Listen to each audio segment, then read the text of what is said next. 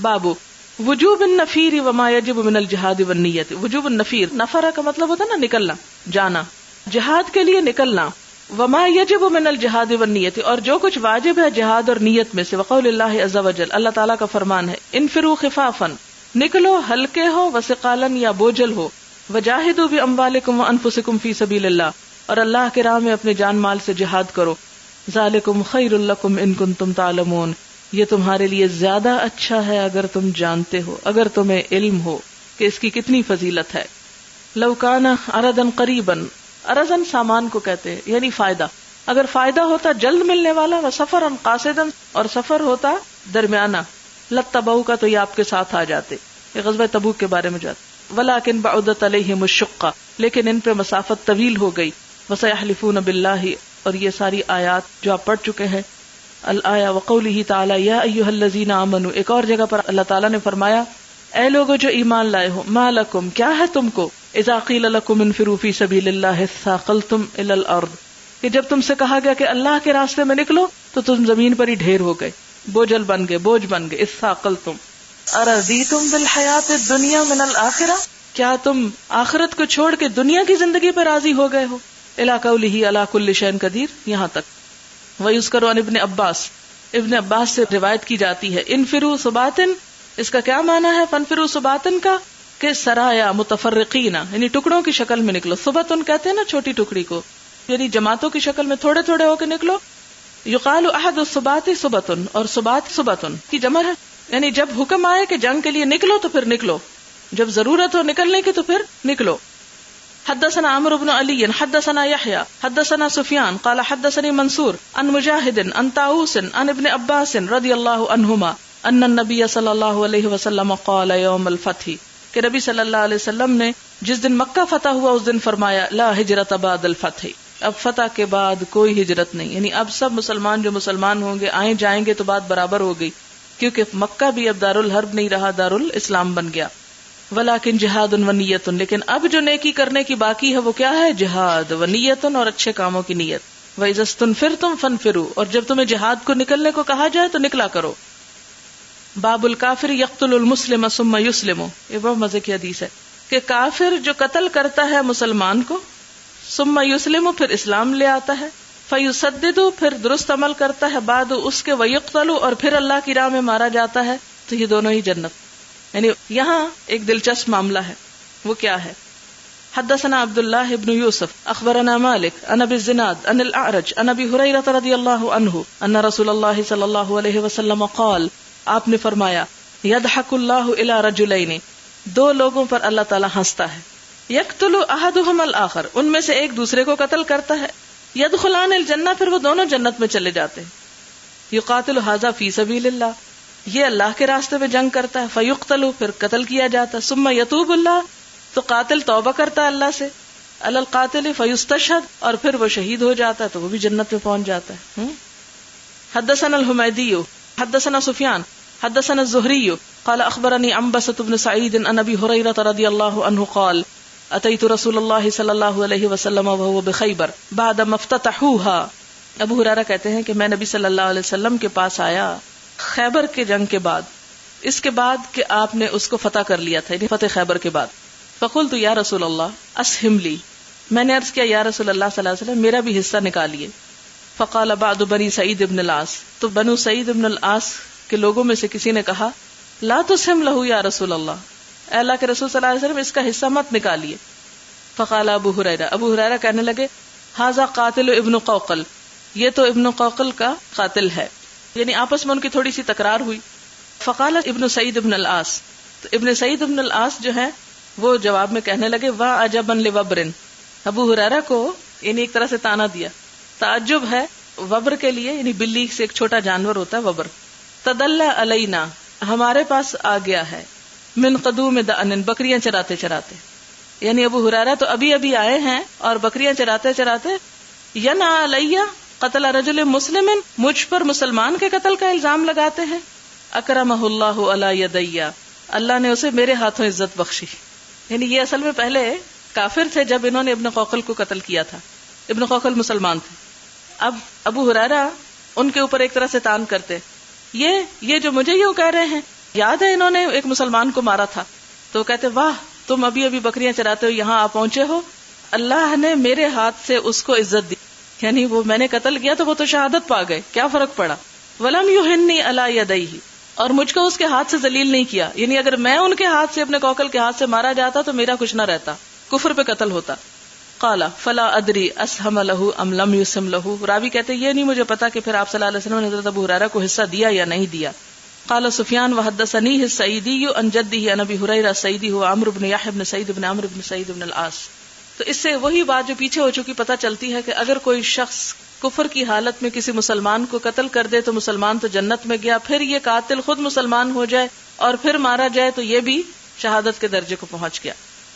باب من اختار الغزو علی الصوم، جس نے مقدم رکھا غزوے کو روزے پر، یعنی جب جہاد کا موقع ہو، حالانکہ روزہ بھی فرض ہے اور جہاد بھی فرض ہے، لیکن جب دو میں آپ نے کمپیریزن کرنا ہے تو آپ کیا کریں گے؟ جہاد اور رمضان ساتھ ساتھ ہے، روزہ چھوڑ دیں گے اور جہاد میں کود پڑیں گے. حدثنا آدم حدثنا شعبۃ حدثنا ثابت البنانی قال سمعت انس بن مالک رضی اللہ عنہ قال كان ابو طلحة لا يصوم على عهد النبي صلی اللہ علیہ وسلم من اجل الغزو. انس بن مالک کہتے ہیں کہ ابو طلحہ جو تھے حضور صلی اللہ علیہ وسلم کے زمانے میں جہاد کی وجہ سے روزہ نہیں رکھا کرتے تھے. فلما قبض النبی صلی اللہ علیہ وسلم، جب نبی صلی اللہ علیہ وسلم کی وفات ہو گئی، لم ارہ مفطرا، تو میں نے انہیں کبھی افطار کی حالت میں نہیں دیکھا، الا یوم فطر او اضحیٰ، مگر عید الفطر اور عید الاضحیٰ کے دن. یعنی اتنے زیادہ روزہ دار تھے کہ انہیں کبھی روزے کے بغیر نہیں دیکھا گیا تھا، لیکن جہاد کے دنوں میں وہ نبی صلی اللہ علیہ وسلم کے ساتھ جب جنگ کے موقع پر ہوتے تھے تو روزہ چھوڑ دیتے تھے. اس سے کیا پتہ چلتا ہے کہ جہاد کا جب وقت آ جائے تو پھر کچھ اور فرائض بھی پیچھے چلے جاتے ہیں. یہاں تو نفلی کی بات ہے، لیکن فرض روزہ بھی چھوڑا جا سکتا ہے، جیسے کہ مسلمانوں نے جنگ بدر کے موقع پہ 17 رمضان کو ہوئی تھی تو اس میں بھی ملتا ہے کہ لوگوں نے روزہ چھوڑا تھا. باب الشہادۃ سبع سوى القتل، شہادت 7 طریقوں سے ہوتی ہے قتل کے علاوہ، لیکن یہاں امام بخاری حدیث کوئی نہیں لائے جس میں 7 چیزیں ہوں، کیونکہ ان کی شرط پہ پوری نہیں اترتی تھی. ایک اور حدیث لائے ہیں جس میں 5 کی بات ہے. حدثنا عبداللہ بن یوسف اخبرنا مالک عن سمی عن ابی صالح عن ابی ہریرہ رضی اللہ عنہ ان رسول اللہ صلی اللہ علیہ وسلم قال، نبی صلی اللہ علیہ وسلم نے فرمایا، الشہداء 5، شہید 5 طرح کے ہوتے ہیں. المطعون، جو طاعون سے مر جائے، والمبطون، جو پیٹ کی تکلیف سے مر جائے، والغرق، جو ڈوب کر مرے، وصاحب الہدم، جو مکان گر کے مرے، ہدم ہوتا نا انہدام، والشہید فی سبیل اللہ، اور جو اللہ کی راہ میں مارا جائے.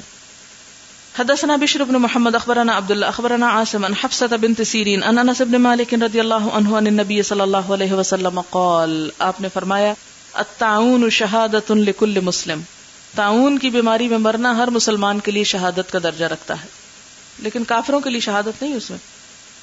باب قول اللہ عز وجل لا يستوي القاعدون من المؤمنین غیر اولی الضرر الی قولہ غفور الرحیم. سورۃ النساء میں اللہ تعالیٰ کا فرمان ہے کہ مسلمانوں میں جو لوگ معذور نہیں ہیں اور جہاد سے بیٹھ رہے اور اللہ کی راہ میں اپنے مال اور جان سے جہاد کرنے والے برابر نہیں ہو سکتے. یعنی جو گھروں میں آرام سے بیٹھ جائیں، نماز روزہ ہی بس کریں، اور دوسری طرف جو نکلے اور جہاد کریں جان و مال سے، یہ ایک درجہ نہیں رکھتے. اللہ تعالیٰ نے ان لوگوں کو جو اپنے مال اور جان سے جہاد کرتے ہیں بیٹھ رہنے والوں پر فضیلت دی. فضل اللہ المجاہدین علی القائدین درجہ، ایک درجے کی. وکلا وعد اللہ الحسنی، اور ہر ایک سے اللہ نے اچھا وعدہ کیا ہے، اور جہاد کرنے والوں کو بیٹھ رہنے والوں سے بھی بڑھ کر ثواب دیا ہے. اور آیت کے آخر میں غفور الرحیم آتا ہے. حدثنا ابو الولید حدثنا شعبہ عن ابی اسحاق قال سمعت البراء رضی اللہ عنہ یقول لما نزلت، حضرت براء کہتے جب یہ آیت اتری، لا يستوي القاعدون من المؤمنین، کہ مومنوں میں بیٹھ رہنے والے برابر نہیں ہو سکتے، یعنی مجاہدوں کے، دعا رسول اللہ صلی اللہ علیہ وسلم زیدن، تو نبی صلی اللہ علیہ وسلم نے حضرت زید بن ثابت کو بلایا. فجاءہ بکتف، تو وہ ایک ہڈی لے آئے. یہ اونٹ کے شانے کی ہڈیاں چوڑی چوڑی ہوتی تھی، تختیوں کا کام دیتی تھی، یعنی وہی لکھنے کے لیے. فکتبہا، تو زید بن ثابت نے اس آیت کو لکھا. وشکا ابن ام مکتوم ضرارتہ، اور اس موقع پر جب حضرت ابن ام مکتوم جو نابینا تھے، دریر تھے، دریر کہتے ہیں کہ وہ جو شخص پوری طرح نہ دیکھ سکے، اعمیٰ ہوتا ہے بالکل بلائنڈ، لیکن دریر ہوتا ہے جس کے تھوڑا تھوڑا نظر آتا ہو مگر کچھ سمجھ نہ آتا ہو. تو ضرارتہ انہوں نے اپنے اندھے پن کی شکایت کی. فنزلت، تو اللہ تعالیٰ نے یہ آیت اتاری، لا يستوي القاعدون من المؤمنین غیر اولی الضرر، کہ نہیں برابر ہو سکتے بیٹھنے والے مومنوں میں سے سوائے جن کو کوئی تکلیف ہو. یعنی جو معذور ہوں.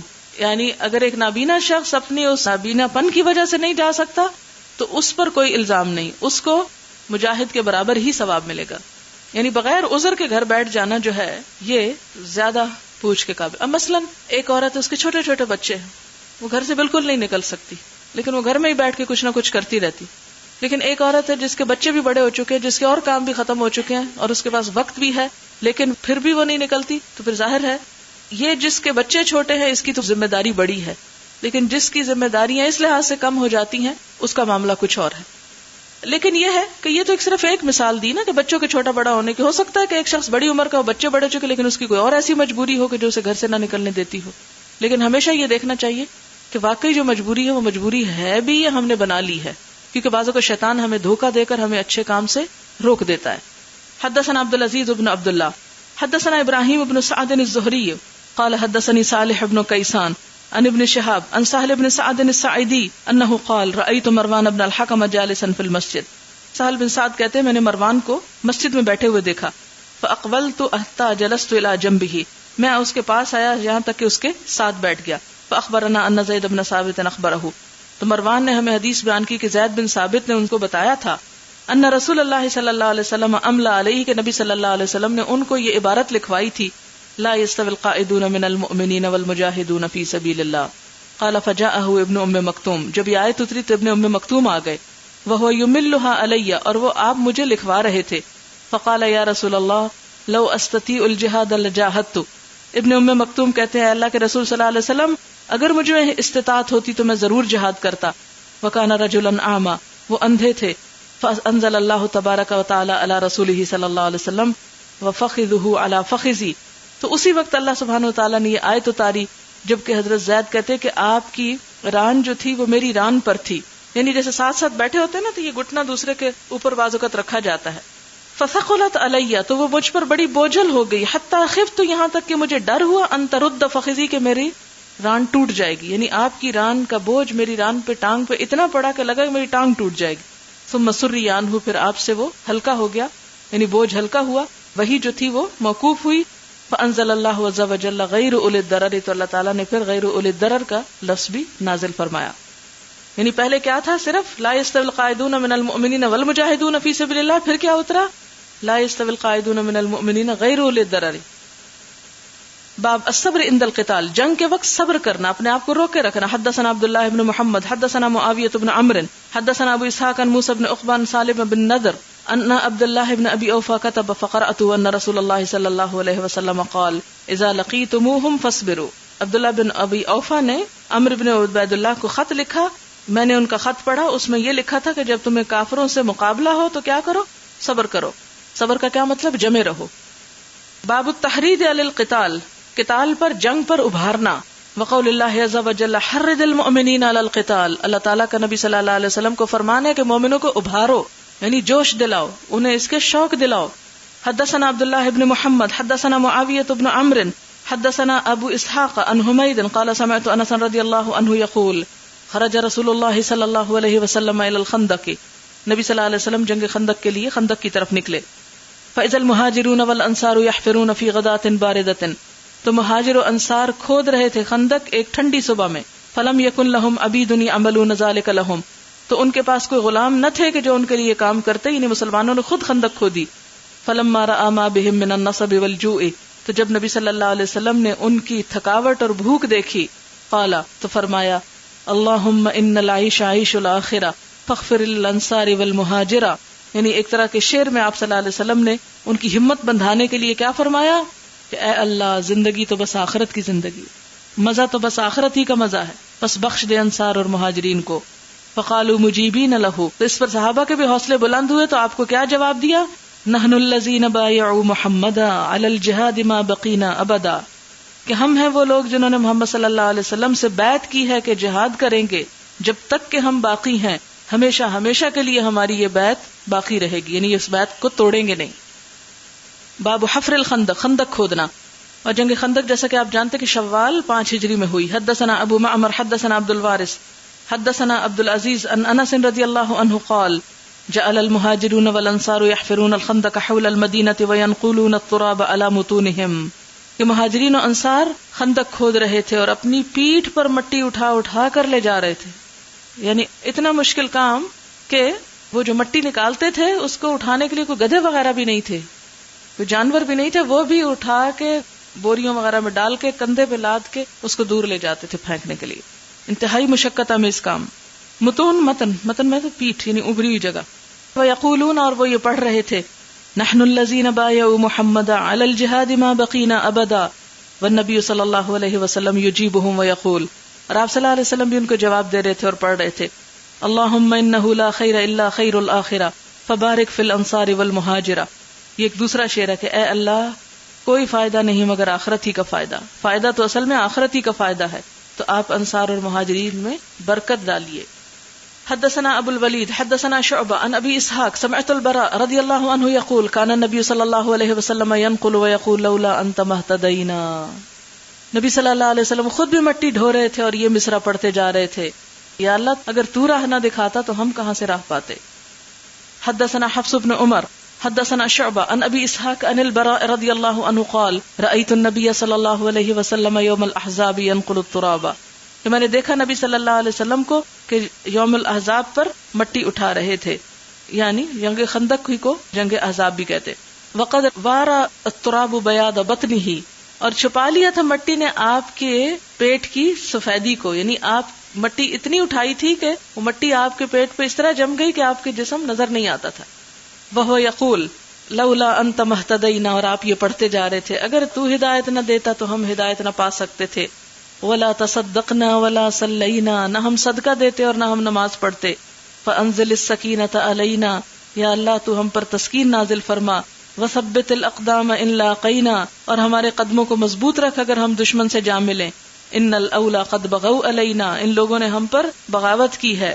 اذا ارادوا فتنۃ ابینا, جب انہوں نے فتنہ ابھارا تو ہم نے انکار کر دیا, یعنی ظلم کا جواب پھر ہم نے منہ توڑ دیا. بابو من حبسہ العذر عن الغزو, جس کو جنگ میں شریک ہونے سے کوئی عذر روک دے, معذور شخص کا حکم. حدثنا احمد بن یونس حدثنا زہیر حدثنا حمید ان انس حدثهم قال رجعنا من غزوۃ تبوک مع النبی صلی اللہ علیہ وسلم, کہتے ہیں کہ ہم غزوہ تبوک سے نبی صلی اللہ علیہ وسلم کے ساتھ پلٹے. حدثنا سلیمان بن حرب حدثنا حماد وهو بن زید عن حمید ان انس رضی اللہ عنہ ان النبی صلی اللہ علیہ وسلم کان فی غزوۃ, کہ نبی صلی اللہ علیہ وسلم ایک غزوہ میں تھے. فقال ان اقواما بالمدینۃ خلفنا ما سلکنا شعبا ولا وادیا الا وهم معنا فیہ, کہ نبی صلی اللہ علیہ وسلم ایک غزوے میں تھے, اور یہ غزوہ تبوک کی بات ہے کہ جب ہم آ رہے تھے تو آپ نے فرمایا کہ مدینہ میں کچھ لوگ ہیں, خلفنا ہمارے پیچھے, ما سلکنا نہیں پار کی ہم نے, شعبا کوئی گھاٹی, ولا وادیا اور نہ کوئی وادی, الا وهم معنا فیہ مگر وہ سب ہمارے ساتھ تھے اس میں. حبسہم العذر, انہیں عذر نے روک لیا, یعنی مجبوری کی وجہ سے جو نہ آ سکے وہ اجر میں ہمارے ساتھ ساتھ رہے, ان کو گھر بیٹھ کر بھی وہ اجر ملا. لیکن حقیقی مجبوری ہو تو بات یہ نہیں کہ خود ساختہ مجبوریاں اور عذر انسان تراش لے. وقال موسیٰ حدثنا حماد ان حمید ان موسیٰ بن انس ان ابیہ قال النبی صلی اللہ علیہ وسلم قال ابو عبداللہ الاول اندی اصح. باب فضل الصوم فی سبیل اللہ, جہاد میں روزہ رکھنے کی فضیلت. حدثنا اسحاق بن نصر حدثنا عبد الرزاق اخبرنا ابن جریج قال اخبرني يحيى بن سعيد وسهيل بن ابي صالح انهما سمع النعمان بن ابي اياش عن ابي سعيد رضي الله عنهم قال سمعت النبي صلى الله عليه وسلم يقول, نبی صلی اللہ علیہ وسلم نے فرمایا من صام يوما في سبيل الله, جس نے اللہ کے راستے میں روزہ رکھا ایک دن, بعد الله وجهه عن النار 70 خريفا, اللہ تعالیٰ اس کے چہرے کو آگ سے 70 سال کے فاصلے پر کر دے گا, یعنی اسے نہیں پہنچے گی. یعنی اس کا مطلب کیا ہے کہ جو رکھ سکے اس کو رکھنا چاہیے. باب فضل النفقۃ فی سبیل اللہ, اللہ کی راہ میں مال خرچ کرنا, کوئی چیز دینا. حدثني سعيد بن حفص حدثنا شيبان عن يحيى عن ابي سلمة انه سمع ابا هريرة رضي الله عنه عن النبي صلى الله عليه وسلم قال, نبی صلی اللہ علیہ وسلم نے فرمایا من انفق زوجین فی سبیل اللہ, جس نے جوڑا اللہ کی راہ میں خرچ کیا کسی چیز کا, زوجین یعنی دو چیزیں, 2 روپے, 2 اشرفیاں, 2 گھوڑے, 2 اونٹ, 2 تلواریں, 2 بندوقیں, 2 چیزیں, کوئی بھی 2 چیزیں. دعاہ خزنۃ الجنہ, تو بلائیں گے اس کو جنت کے چوکیدار, جنت کے خازن ہیں جو دروازوں پہ کھڑے ہوں گے. کل خزنۃ باب, ہر دروازے کا چوکیدار بلائے گا, اے فلو ہلم, اے فلان ادھر آؤ ادھر آؤ. یعنی جنت کے ہر دروازے پہ جو داروغہ کھڑا ہوگا وہ کہے گا کہ میرے دروازے سے اندر جاؤ، یعنی اتنی عزت افزائی ہوگی اس کی. قال ابو بکر کہتے یا رسول اللہ ذاک الذی لا توا علیہ، کہ یہ ہے وہ شخص جس کو کوئی نقصان نہیں. فقال نبی صلی اللہ علیہ وسلم انی لارجو ان تکون منہ، تو آپ نے حضرت ابو بکر کو خوشخبری دی، مجھے امید ہے کہ تم انہی لوگوں میں ہوگے جو جنت کے ہر دروازے سے بلائے جائیں گے. حدثنا محمد بن سنان حدثنا فلیح حدثنا ہلال عن عطاء بن یسار عن ابی سعید الخدری رضی اللہ عنہ ان رسول اللہ صلی اللہ علیہ وسلم قام علی المنبر، نبی صلی اللہ علیہ وسلم منبر پر کھڑے ہوئے. فقال، تو فرمایا انما اخشى علیکم من بعدی ما یفتح علیکم من برکات الارض، کہ میں تمہارے بارے میں اپنے بعد ڈرتا ہوں کہ جو تم پر کھول دیے جائیں گے زمین کی برکات خزانوں میں سے، یعنی مال و دولت وغیرہ جو غنیمتوں میں سے آئے گا تمہارے پاس، اس کے بارے میں مجھے ڈر ہے. ثم ذکر زہرۃ الدنیا، پھر آپ نے دنیا کی رونق اور آرائش کا ذکر کیا. فبدأ بإحداہما وثنى بالأخرى، پھر آپ نے ایک بات بیان کی پھر دوسری. فقام رجل، تو ایک شخص کھڑا ہو گیا. فقال یا رسول اللہ او یأتی الخیر بالشر، کہ اے اللہ کے رسول صلی اللہ علیہ وسلم کیا کبھی خیر سے بھی شر پیدا ہوا؟ یعنی مال تو بھلائی ہے، خیر ہے، تو اس سے بھی کوئی برائی ہوگی؟ فسکت عنہ النبی صلی اللہ علیہ وسلم، آپ اس کی بات سن کے خاموش ہو گئے. قلنا یوحا الیہ، آپ کی خاموشی سے ہم نے سمجھا کہ آپ پہ وحی آ رہی ہے. وسکت الناس، سب لوگ چپ ہو گئے. کأن علی رؤوسہم الطیر، اتنے چپ ہوئے کہ گویا ان کے سروں پہ پرندے بیٹھے ہوں. ثم انہ مسح عن وجہہ الرخداء، پھر آپ نے اپنے چہرے سے پسینہ پوچھا، کیونکہ وحی کے وقت جو کیفیت ہوتی تھی، سخت سردی میں بھی خوب پسینے کی دھاریں چھوٹ جاتی. فقال این السائل آنفا، تو آپ نے پوچھا کہ سوالی کہاں ہے؟ او خیر ہوا، کیا وہ خیر ہے؟ ثلاثاً، 3 مرتبہ. ان الخیر لا یأتی الا بالخیر، آپ نے فرمایا کہ خیر وہ تو خیر ہی لاتی ہے. وانہ کلما ینبت الربیع ما یقتل حبتا، اور دیکھو بہار کے موسم میں جب ہری گھاس پیدا ہوتی ہے تو وہ جانور کو مار ڈالتی ہے. او یلم، یا مارنے کے قریب کر دیتی ہے. الا آکلۃ الخضر، مگر وہ جو ہرا ہرا کھاتا ہے جانور، حتی اذا امتدت خاصرتاها، یہاں تک کہ جب اس کی کوکھیں بھر جاتی ہیں. استقبلت الشمس، تو وہ یعنی کھانا چھوڑ کے پھر کیا کرتا ہے؟ ادھر ادھر گھومتا ہے، سورج کی طرف منہ کرتا ہے. فصلتت وبالت، اور پھر وہ فارغ ہوتا ہے. ثم رتعت، پھر چرتا ہے. یہ صرف چرتا ہی نہیں جاتا بلکہ ضرورت کا چرتا ہے، اور اس کے بعد پھر یعنی اس سے فارغ ہو جاتا ہے. وان ھذا المال خضرۃ حلوۃ، اور بے شک یہ مال سرسبز ہے، میٹھا ہے. ونعم صاحب المسلم لمن اخذہ بحقہ، اور کتنا اچھا ہے مسلمان کے لیے جو اس کو اس کے حق کے ساتھ لے. یعنی مال جو ہے مسلمان کا ساتھی ہے. نعم صاحب المسلم، کتنا اچھا ساتھی ہے مسلمان کا، یعنی کون؟ مال. لیکن کس کا؟ لمن اخذہ بحقہ، جو اس کو اس کے حق کے ساتھ لے. فجعلہ فی سبیل اللہ، اور اسے وہ اللہ کے راستے میں استعمال کرے. والیتامی والمساکین وابن السبیل، یتیموں، مسکینوں اور مسافروں پہ خرچ کرنے کے لیے. کیا ہم بھی مال اسی لیے کماتے؟ ومن لم یأخذ بحقہ، اور جو کوئی اس کے حق کے ساتھ اس کو نہ لے، یعنی ناحق کسی کا مال چھینے یا چوری ڈاکہ وغیرہ ڈال کے لے. فہو کالآکل الذی لا یشبع، تو وہ اس کھانے والے کی طرح جس کا پیٹ نہیں بھرتا. ویکون علیہ شہیدا یوم القیامہ، اور یہ مال قیامت کے دن اس کے خلاف گواہ بنے گا. اس ساری مثال سے یہ جو جانور کی مثال دی، یہ پہلے بھی شاید میں نے آپ کو بتایا تھا کہ بعض اوقات گائے کو ایک بیماری لگ جاتی ہے جس سے اس کے ذہن میں خلل آ جاتا ہے، اور اس کو یہ نہیں پتا چلتا کہ اس کی بھوک اب ختم ہو گئی. وہ کھاتی چلی جاتی کیونکہ وہ جو بھوک ختم ہونے کا الارم بجتا ہے دماغ میں، وہ اس کا خراب ہو جاتا ہے. تو وہ کیا کرتی ہے کہ اتنا کھاتی ہے کہ پیٹ پھٹ جاتا ہے اور وہ مر جاتی. فرمایا کہ کچھ لوگوں کو مال اس طرح ہلاک کرتا ہے، وہ اسے اکٹھا کرتے جاتے اور پھر وہی مال ان کی تباہی کا سبب بنتا ہے. اور کچھ لوگ ایسے ہوتے ہیں کہ جو اس کو لیتے بھی ہیں اور پھر اس کے بعد اس کو دوسروں کو بھی دیتے ہیں. اور ایسے لوگوں کے لیے مال جو ہے وہ ایک بہترین نعمت ہے کہ اس سے وہ نیکیاں کماتے ہیں. اور جو اسے حق کے ساتھ یعنی حلال طریقے سے کمائے اور پھر اس کو صحیح جگہوں پر خرچ بھی کرے، یتیموں، مسکینوں، ضرورت مندوں پر، تو وہ مال اس کے لیے بہت ہی اچھا ہے، بہت اچھا دوست ہے، مددگار ہے نیکی کے کاموں میں اس کا. ادروائز جو اس کو حرام طریقے سے لے اور صحیح جگہ پر خرچ نہ کرے تو وہ اس کے خلاف قیامت کے دن گواہ بنے گا. باب فضل من جہز غازیا خلفہ بخیر، جو شخص غازی کا سامان تیار کر دے یا اس کے پیچھے اس کے گھر بار کی خبر رکھے. اب آپ دیکھیں کہ یہاں کچھ اور چیزیں بھی بتائی جانی. پہلے تو کیا بتایا؟ جو نکلے. اب یہ کہ اگر سارے ہی نکل جائے تو پیچھے کون؟ تو کچھ لوگ تو ایسے ہوں گے کہ جو پیچھے بھی رہیں گے، جو کوئی اور کام کریں گے. اب اس میں کیا کام ہے کہ ایک شخص خود تو نہیں نکل سکتا. مثلاً آپ عورت ہیں، آپ جہاد میں نہیں جا سکتی، بچے چھوٹے، کوئی اور وجہ، آپ کے پاس مال ہے، مال تو خرچ کر سکتے. جو جہاد کے لیے نکلنے والا ہے اس کی وہ ضرورت تو پوری کر سکتی ہیں، یا پھر یہ کہ جو جانے والا ہے اس کے بیوی بچوں کے پیچھے سے خبرگیری تو کر سکتے ہیں آپ، تو اس شخص کا بھی اتنا ہی اجر ہے جتنا وہ نکلنے والے کا اجر ہے. حدثنا ابو معمر حدثنا عبد الوارث حدثنا الحسین حدثني يحيى قال حدثني ابو سلمة قال حدثني بشر بن سعيد قال حدثني زید بن خالد رضی اللہ عنہ ان رسول اللہ صلی اللہ علیہ وسلم قال کہ نبی صلی اللہ علیہ وسلم نے فرمایا من جہز غازیا جس نے ایک غازی تیار کیا فی سبیل اللہ اللہ کے راستے میں فقد غزا تو گویا کہ وہ اس نے خود جہاد کیا. ومن خلف غازیا اور جو غازی کے پیچھے اس کے گھر والوں کی دیکھ بھال کرے فی سبیل اللہ بخیر بھلائی کے ساتھ نیک نیتی کے ساتھ فقد غزا تو گویا اس نے بھی جہاد میں حصہ لیا. یعنی جو شخص اللہ کے دین کے راستے میں نکلتا ہے تو اس کی مدد کرنا، اس کے لیے کوئی ساز و سامان فراہم کرنا، تو وہ کیا ہے؟ جیسے اس زمانے میں گھوڑے وغیرہ مہیا کرنا، آج کے زمانے میں ٹرانسپورٹ کے اور ذرائع مہیا کرنا، یا پھر پیچھے سے اس کے گھر والوں کی خبر گیری کرنا.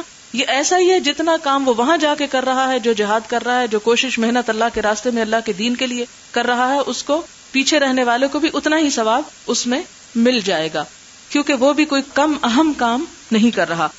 اب آپ دیکھیں کہ اس میں حضرت عثمان کو حضور صلی اللہ علیہ وسلم نے غزوہ بدر میں جانے سے روک دیا تھا. کیوں؟ ان کی اہلیہ جو تھی وہ بیمار تھی، معذور تھے، لیکن اجر پورا ملا، ان کا حصہ بھی لگایا آپ نے مال غنیمت میں سے. حدثنا موسى بن اسماعیل حدثنا حمام عن اسحاق بن عبد الله عن انس رضی اللہ عنہ ان النبي صلی اللہ علیہ وسلم لم يكن يدخل بيتا بالمدینہ غیر بیت ام سلیم، کہ نبی صلی اللہ علیہ وسلم کسی کے گھر میں نہیں جاتے تھے مدینہ میں سوائے ام سلیم کے گھر کے، الا علی ازواجہ، بس اس کے علاوہ اپنی ازواج مطہرات کے پاس جاتے تھے. فقیل لہ، تو آپ سے پوچھا گیا کہ آپ ان کے گھر میں کیوں جاتے ہیں؟ فقال، تو فرمایا انی ارحمها، میں اس پر رحم کرتا ہوں، یعنی مجھے اس کا خیال آتا ہے. قتل اخوها معی، اس کا بھائی میرے ساتھ مارا گیا تھا، یعنی میرے کام میں مارا گیا تھا. اور یہ کون تھے؟ یہ وہی بھائی تھے جو بئر معونہ میں دھوکے سے مارے گئے تھے. تو دراصل یہ حدیث کس میں لائے ہیں کہ جب ان کے گھر والا چلا گیا تو پیچھے سے آپ صلی اللہ علیہ وسلم ان کا خیال رکھا کرتے تھے، ان کی دلجوئی کیا کرتے تھے. باب التحنت عند القتال. تحنت ہے نون طا، حنت یحنت تحنیت کہتے ہیں کسی چیز کے ملنے کو. حنوت کرنا کا لفظ اردو میں بھی آپ نے پڑھا ہوگا، جو پرانے زمانے میں مردوں کے جسم کو محفوظ رکھنے کے لیے ان پر کچھ مل دیا جاتا تھا، اس عمل کو حنوت کرنا کہتے ہیں، یعنی خوشبو کا ملنا یا کوئی اور چیز ملنا جو جسم پر ملی جاتی. تو التحنط عند القتال، جنگ کے وقت، لڑائی کے وقت جسم پر خوشبو ملنا. آپ جانتے ہیں کہ جس وقت ایک شخص فوت ہوتا ہے تو اسے غسل دیا جاتا ہے، کفن پہنایا جاتا ہے، کافور لگایا جاتا ہے، یعنی خوشبو لگائی جاتی ہے. تو اسی مناسبت سے صحابہ کرام جو تھے وہ جنگ میں جاتے ہی اس لیے تھے کہ اب وہ واپس نہیں آئیں گے. یعنی خوشبو لگانے کا مطلب کیا ہے کہ ہم آخرت میں اللہ سے ملاقات کرنے کے لیے پوری تیاری کر کے جا رہے ہیں. اور جس شخص کے اندر مرنے کا ایسا جذبہ ہو، پھر ایسے لوگوں کو کون شکست دے سکتا ہے. لیکن آج امت مسلمہ اسی وجہ سے دنیا میں ذلیل و خوار ہو رہی ہے کہ اس کے اندر جذبہ جہاد ختم ہو چکا ہے. لوگوں کے دل میں دنیا کی محبت بیٹھ چکی ہے، موت کا خوف آ چکا ہے. اور آپ صلی اللہ علیہ وسلم کی وہ حدیث سامنے آتی ہے جس میں آپ نے فرمایا تھا کہ ایک وقت ہوگا جب میری امت پر لوگ اس طرح چڑھ دوڑیں گے جس طرح بھوکے دسترخوان کی طرف دوڑتے ہیں. تو لوگوں نے پوچھا کہ یا رسول اللہ صلی اللہ علیہ وسلم، کیا اس وقت ہم تعداد میں کم ہوں گے؟ تو آپ نے فرمایا نہیں، تعداد میں بہت ہوگے، لیکن تمہارے دلوں میں دنیا کی محبت بیٹھ جائے گی اور موت سے ڈرنے لگو گے. تو موت کا ڈر اور موت کا خوف ایسی چیز ہے جو انسان کو خصوصی طور پر جہاد کے شوق میں مانے ہے. تو یہاں پر اب بتایا جاتا ہے کہ کیا ایسا کرنا درست ہے. حدثنا عبداللہ ابن عبد الوہاب حدثنا خالد ابن الحارث حدثنا ابن عون عن موسیٰ بن انس قال، موسیٰ بن انس کہتے ہیں، ذکر یوم الیمامتی، اور وہ ذکر کر رہے تھے یمامہ کی جنگ کا. یوم اصل میں ویسے تو دن کو کہتے ہیں، لیکن جیسے ایام اللہ کی تفسیر میں قرآن پاک میں آپ کو میں بتا چکی ہوں کہ وہ دن جن میں اہم واقعات پیش آئے ہوں. تو جب یہ کہا جائے یوم بدر یا یوم احد تو اس کا مطلب صرف احد کا دن نہیں ہوتا، مراد اس میں احد کا واقعہ ہے. ذکر یوم الیمامۃ، تو انہوں نے یمامہ کی جنگ کا ذکر کیا. قال، کہتے ہیں اتا انس بن مالک ثابت بن قیس، آئے انس بن مالک ثابت بن قیس کے پاس. وقد حسر عن فخذیہ، اور انہوں نے اپنی ران کھول رکھی تھی. کس نے؟ ثابت بن قیس نے. وہو یتحنط، اور وہ خوشبو مل رہے تھے، یعنی اپنے پورے جسم پہ ایک طرح سے خوشبو مل رہے تھے. فقال یا امی، تو انس کہتے ہیں کہ اے چچا، ما یحبسک الا تجیء، کس چیز نے آپ کو روکا ہوا ہے کہ آپ ابھی تک نہیں آئے، یعنی جنگ کے لیے نہیں آئے. قال الآن یا ابن اخی، کہنے لگے ابھی آتا ہوں اے میرے بھائی کے بیٹے، اے بھتیجے. وجعل یتحنط، اور وہ خوشبو لگا رہے تھے، یعنی من الحنوط، حنوط کی قسم کی. ثم جاء، پھر وہ آئے. فجلس، پھر وہ بیٹھ گئے. فذکر فی الحدیث انکشافا من الناس، اب یہ جو حدیث سنا رہے ہیں اور یہ واقعہ سنا رہے ہیں یہ اب ذکر کر رہے ہیں. اب یہ میدان جنگ کی بات نہیں ہو رہی، یہ بعد کی بات ہو رہی ہے جب یہ واقعہ بیان ہو رہا ہے. فذکر فی الحدیث، تو انہوں نے ذکر کیا حدیث میں انکشافا من الناس، لوگوں کے چھٹ جانے کو یا مایوسی دکھانے کو یا مایوسی کے آثار کو. انکشف، کشف کا مطلب ہوتا ہے نا کھل جانا، تو انکشاف ہوتا ہے کسی چیز کا کھل جانا. مراد ہے یہاں لوگوں کا لڑائی میں گھبرا کر ادھر ادھر ہونا. فقال ھکذا عن وجوہنا، تو کہنے لگے اس طرح ہمارے سامنے سے ہٹ جاؤ. حتی ندارب القوم، یہاں تک کہ ہم لوگوں سے لڑیں. ما ھکذا کنا نفعل مع رسول اللہ صلی اللہ علیہ وسلم، ہم نبی صلی اللہ علیہ وسلم کے زمانے میں ایسا نہیں کیا کرتے تھے. کیا نہیں کیا کرتے؟ یعنی مایوسی کی باتیں اور بزدلی یا گھبراہٹ کے آثار ہم پر جنگ کے دنوں میں نہیں ہوا کرتے تھے، یعنی ہم پوری جرأت اور بہادری کے ساتھ لڑا کرتے تھے. بئس ما عودتم اقرانکم، کتنی بری عادت ڈال دی تم نے اپنے حریفوں کو یعنی دشمنوں کو. اقران ساتھی یعنی جن سے تم لڑ رہے ہو. رواہ حماد عن ثابت عن انس، تو یہ باقی واقعہ تو اتنا اہم نہیں، لیکن جو اہم ترین حصہ ہے وہ کیا ہے؟ حضرت ثابت بن قیس کا خوشبو لگا کر میدان جنگ میں آنے کا واقعہ بیان کرنا.